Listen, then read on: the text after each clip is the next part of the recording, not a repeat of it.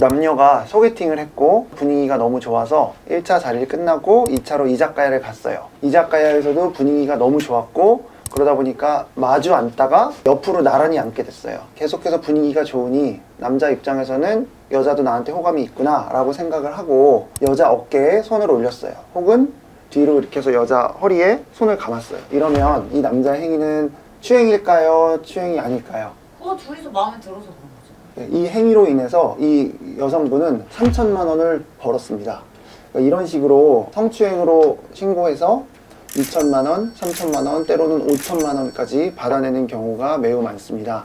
모든 사건이 그런 것은 아니지만 이렇게 허위로 고소하는 경우 또는 돈을 뜯어내기 위한 목적으로 고소하는 경우 그리고 일단 고소부터 하고 보는 경우가 현실에서 셀 수 없이 많습니다. 안녕하세요. 검사 출신 최용희 변호사입니다. 오늘 영상을 보시고 제가 성범죄자를 옹호하는 것으로 오해하시지 않으셨으면 좋겠습니다. 저는 검사 시절에도 그렇고 변호사인 지금도 그렇고 누구보다 성범죄자 엄벌에 앞장서고 있습니다. 저는 성범죄자는 아무리 가벼운 행위라도 엄벌에 처해져야 된다고 생각하고 그런 사람들은 당연하게 신상정보도 공개돼야 되고 전자발찌도 차야 되고 때로는 화학적 거제도 필요하다고 생각합니다.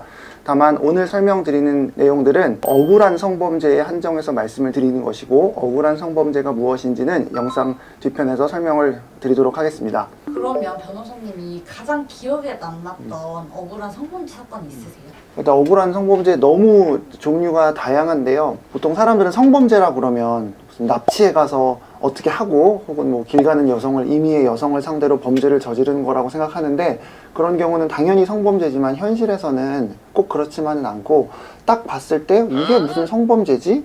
이게 성범죄인가 아닌가? 이렇게 애매한 경우가 훨씬 많아요. 일단 제가 실제로 검사로 처리했던 사건 그리고 지금 변호사로서 예전에 그리고 지금도 계속 하고 있는 사건들을 위주로 말씀을 드리면 보통 이제 억울한 성범죄라고 보이는 경우는 어떤 경우냐면 기본적으로 남녀의 관계임을 전제로 만납니다. 대표적으로 소개팅 그리고 요즘은 데이팅 앱을 통해서 만나고 서로 호감을 갖습니다. 호감을 가져서 1차, 2차, 3차 자리까지 가고 뒤로 갈수록 술에 어느 정도 취한 상태에서 사건이 발생을 하고 사건 발생 장소는 대부분 이자카야와 같은 술집 노래방 그리고 때로는 남자 집 때로는 여자가 남자를 불러서 여자 본인의 집에서 발생을 하고 일어나는 신체적 접촉도 주로 남성이 먼저 행위를 하기 때문에 남성이 여성에게 행위하는 걸 전제로 설명을 드리면 갑작스럽게 옷을 벗긴다던가 갑자기 어떻게 심한 신체적 접촉을 하는 경우는 거의 없고 대부분은 허리에 손을 올리고 어깨에 손을 올리고 혹은 뭐 뽀뽀 뭐 좀 더 나아가 키스 혹은 뭐 뽀뽀를 하려고 다가가는 그 정도의 행위인 경우가 대부분입니다. 이런 경우에 만약에 여성이 거부 반응을 보이면 남자는 하던 행위를 멈추는 것이 맞고 여기서 더 나아가면 그 행위는 분명 범죄가 맞기 때문에 처벌을 받아야 합니다. 그런데 대부분의 경우는 이 정도 행위만으로 여성이 남성을 고소하는 경우가 매우 많습니다. 이 자체로만 놓고 보면 과연 이 남성의 행위가 성추행에 해당하는지 매우 애매한 경우가 많고 이렇게 당한 여성이 보통 그 자리에서 화들짝 놀라서 경찰에 신고하는 경우는 거의 없고 그 자리는 무난하게 별탈 없이 지나가다가 다음날 갑자기 고소를 하거나 아니면 어떤 경우는 교제를 하다가 이후에 생긴 어떤 섭섭한 일로 인해서 과거의 일을 소환해서 고소하는 경우도 매우 많습니다. 이런 경우는 이 자체를 놓고 보면 과연 이 남성의 행위가 범죄, 즉 성추행, 정확히는 강제추행에 해당하는지 자체가 매우 애매하고 오히려 범죄가 아니라 이후에 생긴 어떤 섭섭한 일로 인해서 여성이 화풀이 하는 것은 아닌가? 때로는 돈을 뜯어내기 위한 것이 아닌가라는 의심을 하지 않을 수가 없습니다. 고소를 하는 경우는 물론이고 어떤 경우는 고소하기 전에 변호사를 통해서 남성에게 경고를 합니다. 나는 이렇게 고소장을 다 써놨고 이 행위로 고소할 건데 5천만 원을 입금하지 않으면 이대로 고소를 진행할 것이다. 이런 식으로 연락이 오는 경우가 많습니다. 그래서 이런 경우는 억울한 경우가 분명히 발생할 수 있고 사건 초기부터 적극적으로 대응하는 것이 필요합니다. 변호사님이 지금까지 보셨을 때 가장 큰 합의금이 얼마였어요? 좀 재질이 안 좋은 성범죄, 처벌받아 마땅한 성범죄는 1억에 합의가 된 적도 있었고 그 외에 다소 애매한 경우, 억울한 성범죄로 보이는 경우에는 5천만 원은 비일비재하게 받습니다. 방금 말씀드린 이런 사안이 또 억울한 성범죄라고 또 보여지는 이유 중에 하나는 이렇게 피해를 주장하는 여성은 남성이 한 행위가 어깨에 손을 올린 1회의 행위임에도 불구하고 이걸로 인한 정신적 충격이 너무 커서 이제 회사도 나갈 수가 없고 사람도 만날 수가 없어서 대인기피증이 생겼고 밖에 나갈 수도 없다. 그래서 진단서까지 끊어내는 경우가 많습니다. 해당 여성이 입은 피해가 어느 정도인지 제3자가 함부로 말할 수는 없지만 과연 어깨에 손을 올린 행위만으로 이런 일이 발생할 수 있는지에 대해서는 의문을 갖지 않을 수 없고, 고소 이후에 해당 여성의 SNS 활동을 보면 더욱더 놀라울 때가 매우 많습니다. 예를 들어서 어제 다수의 남자들로부터 강간 피해를 당했다고 주장하는데도 다음날 SNS에는 비치에서 비키니 입고 찍은 사진을 올리는 경우도 많고, 다른 남성과 여행을 간 사진을 올린 경우도 있고, DNA 검사를 했는데 자기한테 피해를 준 남성이 아닌 다른 남성의 DNA가 나오는 경우도 매우 많습니다. 물론 이것만으로 전날 있었던 행위는 모두 다 동의하에 한 걸로 보자는 거냐라고 말하면 꼭 그런 것은 아니지만 상식적으로 납득이 안 가는 면이 있는 거는 정말 맞습니다. 만약에 사건화가 됐을 때 방금 말씀드린 납득이 안 가는 행동에 대해서 말을 하면 상대방은 보통 다음과 같이 주장합니다. 그럼 당한 사람은 아무것도 못하고 집에만 혼자 있어야 된다는 의미이냐? 내가 이걸로 얼마나 힘들었는지 아느냐? 아무렇지 않은 척 하려고 이렇게 행동한 게 얼마나 힘들었는지를 당신이 아느냐?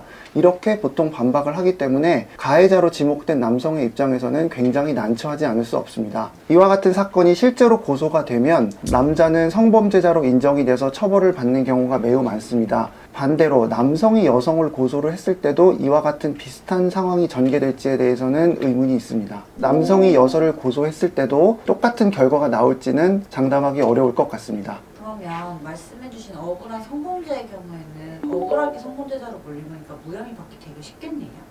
전혀 그렇지 않습니다. 말씀하신 것처럼 되게 쉽다고 생각해서 초반에 아무런 대응을 하지 않고 있다가 낭패 보시는 분들이 많습니다. 고소가 돼서 수사가 진행되면 제3자인 수사기관의 입장에서는 최대한 객관적으로 누구 말이 맞는지를 판단해야 되기 때문에 내가 보기에 명확하다고 해서 수사 결과 명확한 것만은 반드시 아닙니다. 강제추행으로 고소를 당한 경우에 남성이 너무 억울하다는 변명을 할 경우 경찰은 주로 이런 식으로 물어봅니다. 당신이 뽀뽀하는 행위에 대해서 해당 여성이 동의한 적이 있나요? 이렇게 물어봅니다.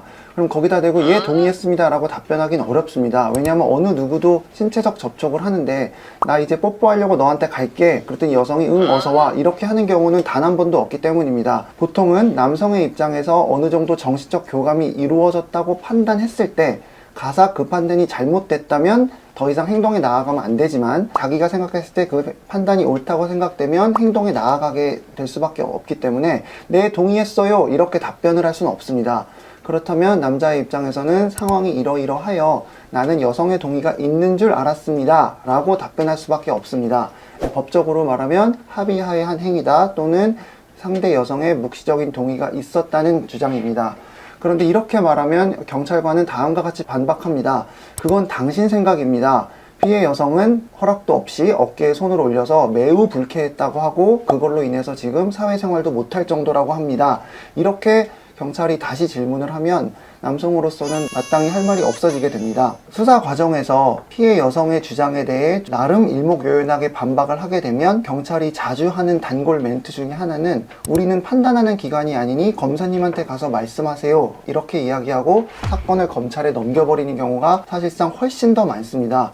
그러나 경찰은 죄가 되면 송치하고 죄가 안 되면 불송치하는 어쨌든 판단 기관이기 때문에 이와 같은 말을 하는 것이 맞는지 약간의 의문은 있고, 검사와 판사는 좀 덜 한다곤 하지만 검사 역시도 애매하면 재판에 넘기는 경우가 솔직히 많고, 판사 입장에서도 여자 주장이 어느 정도 일리가 있다면 유죄를 선고하고 억울하면 항소하겠지 뭐 이런 식으로 판단 내리는 경우가 없지 않습니다. 따라서 어떤 경우이든 초동 수사 단계에서 적극적으로 대응하는 것이 매우 중요합니다. 그럼 만약에 이런 상황에서 상대방이 돈을 요구했을 때 보내주면 혐의를 인정하는 건가요?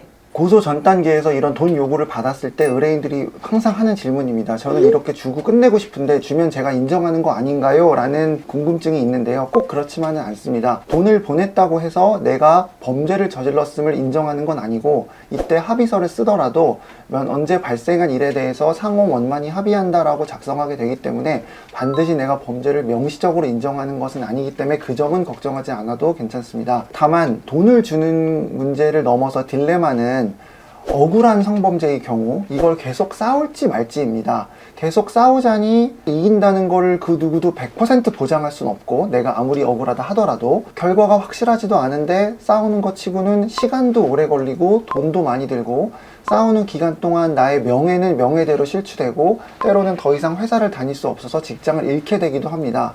이런 상황에서 가해자로 지목된 남성이 항상 하는 고민은, 억울하지만 장기적으로 봤을 때 빨리 끝내는 게 최선이기 때문에 그냥 돈 주고 뚝딱 끝내버리고 싶은 유혹에 시달리게 됩니다. 이렇게 해결하는 것도 하나의 해결 방법이 될지는 모르겠지만, 굉장히 신중해야 하는 것은, 합의라는 것은 정말 상대가 요구하는 금액만 입금한다고 끝나는 것이 아니고, 그 과정에서 너무나도 많은 변수들이 일어날 수 있고, 여성이 주장하는 피해 금액이 때로는 더 올라가기도 하고, 상대 여성은 이미 변호사의 조언을 받은 이후에 남성에게 연락을 하는 것일 수도 있기 때문에, 아무리 이렇게 빨리 돈을 주고 해결하고 싶은 생각이 들더라도 반드시 상담만큼은 꼭 하시는 것이 중요할 것 같습니다. 함부로 합의에 응할 경우에 합의 과정에서 내가 상대에게 한 말, 내가 보낸 문자, 나의 목소리가 녹음된 통화 내용 하나가 합의가 결렬되어 수사로 진행될 경우에 발목을 잡히는 요소가 될 수도 있기 때문에 더욱 신중하셔야 합니다. 그러면 이런 상황에서는 어떻게 대처해야 되나요? 제가 늘 강조하지만, 변호사를 선임하라까지는 아직 아니고, 일단 변호사와 먼저 상담을 하고 전반적인 방향을 정하는 것이 정말 중요합니다. 성범죄 사건 초동 수사 단계에서 변호사가 해줘야 할 가장 중요한 역할은 방향을 정해주는 것입니다. 즉, 인정할지 부인할지입니다. 때로는 나는 부인하고 싶지만 검사로 수사했던 경험에 비추어 봤을 때 이거는 상대방 주장이 더 옳다고 판단이 돼서 범죄가 인정될 것 같으면, 이럴 때 아니라고 부인하면 오히려 뻔한 거를 인정하지도 않고 반성도 안 하는 괘씸한 사람이 돼서 처벌이 더 세질 수 있기 때문에, 이런 경우에는 인정하는 쪽으로 가야 되고, 누가 봐도 억울한 상황이고 억울함을 끝까지 싸워야 할 사건이라면 부인하는 쪽으로 방향을 잡아야 합니다. 안타깝게도 변호사 입장에서 업무 처리의 편의를 위해 인정하고 그냥 반성문 타넣어서 제출하세요 라고 하는 경우도 없지 않기 때문에, 꼼꼼한 변호사를 만나는 것이 정말 중요할 것 같습니다. 성범죄 사건은 반드시 변호사가 필요하다고 말씀드리는 사건 중 하나입니다. 성범죄로 고소당했을 때 또는 고소 위기에 처했을 때 가장 하지 말아야 할 것은, 억울하니 당장 나도 상대 여성을 무고죄로 고소할 거야, 이런 생각을 하는 겁니다. 내가 아무리 억울해도 현재 고소당한 나의 사건의 결과가 어떻게 될지는 아무도 알 수 없기 때문에 앞에 있는 사건을 잘 대응하는 것이 우선입니다. 내가 아무리 억울하지만 실제 사건의 결과는 어떻게 될지 알 수 없다는 의미가 무엇이냐면, 제가 검사 시절에 모텔에서 강간을 당했다고 고소당한 사건을 수사한 적이 있었습니다. 남녀가 합의하에 모텔에 갔고 성관계를 하려고 했던 것도 모두 동의는 했지만, 피해 여성은 안에서 성관계할 마음이 없어졌는데 남성이 억지로 강간을 했다고 주장을 한 사건이 있었습니다. 주장이 상식적으로는 납득이 가지 않았습니다. 왜냐하면 성인 남녀가 다정하게 모텔에 갔고 나올 때 CCTV조차도 너무 다정하게 나왔습니다.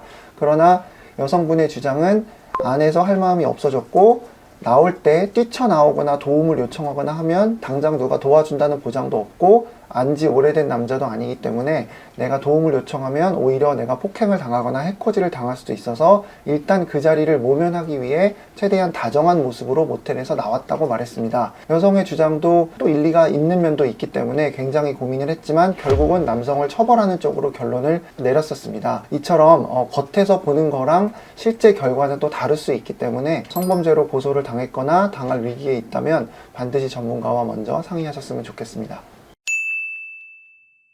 오늘은 제가 직접 처리하고 변호했던 억울한 성범죄 사건에 대해서 말씀드렸습니다. 남녀 할 것 없이 성범죄로 고소를 당하는 것은 매우 끔찍한 일입니다.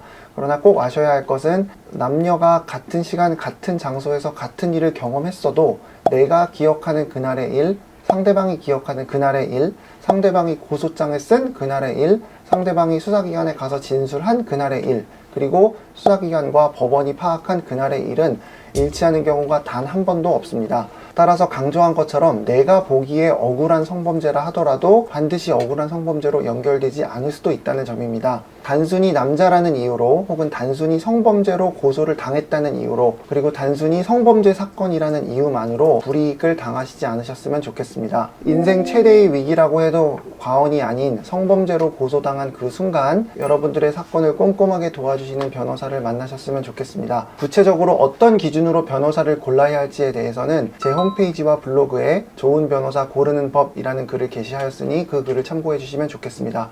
최용희 변호사였습니다. 감사합니다.